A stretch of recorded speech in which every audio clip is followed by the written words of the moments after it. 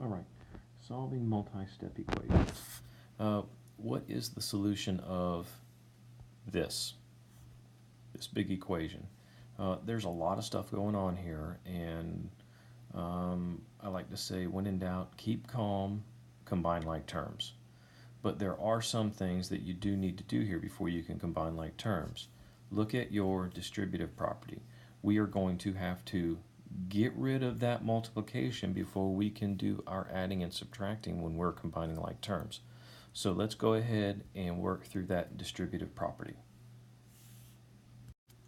And remember, when we are doing the distributive property, what we're going to do is make sure that we are multiplying this 3 times everything inside the parentheses, and then we're going to multiply this -2 times everything in the parentheses.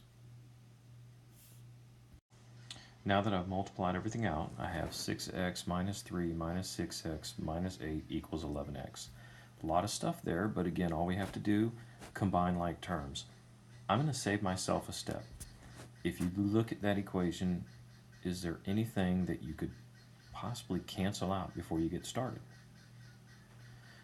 Let's look at, we have 6x and we have -6x.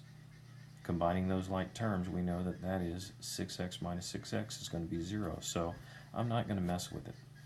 And then I just go ahead and look at what's left. I have -3 minus 8 equals 11x, and then this is -11 equals 11x. Divide both sides by 11 to isolate your x, and of course we have x equals -1 or x equals -1. There you go, starting a long equation with one step, distributive property.